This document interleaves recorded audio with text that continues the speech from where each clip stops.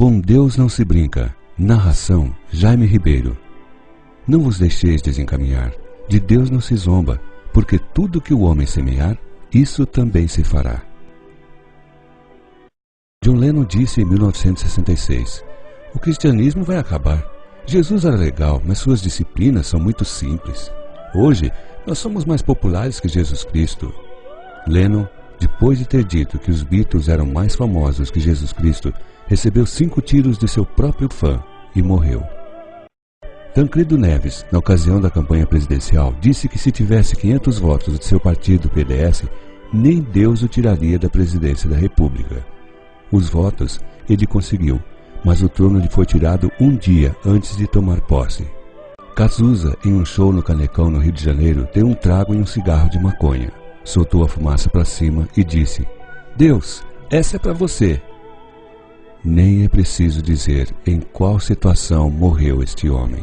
Marilyn Monroe foi visitada por Billy Graham, um pregador do Evangelho, durante a apresentação de um show. Porém, ela, depois de ouvir a mensagem do Evangelho, disse: não preciso do seu Jesus. Uma semana depois, foi encontrada morta em seu apartamento.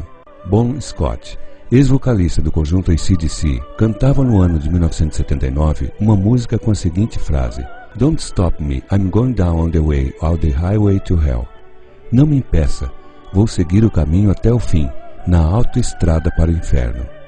No dia 19 de fevereiro de 1980, Bon Scott foi encontrado morto, asfixiado pelo próprio vômito. O navio Titanic, na ocasião em que foi construído, apontaram-no como o maior navio de passageiros da época. No dia de entrar em alto mar, uma repórter fez a seguinte pergunta para o construtor: o que o senhor tem a dizer para a imprensa sobre a segurança do seu navio? O homem, com um tom irônico, disse: nem Deus poderá afundar meu navio. O resultado: o maior naufrágio de um navio de passageiros do mundo. Campinas, São Paulo, ano de 2005. Em Campinas, uma turma de amigos já embriagados foram buscar a última pessoa para ir para uma balada.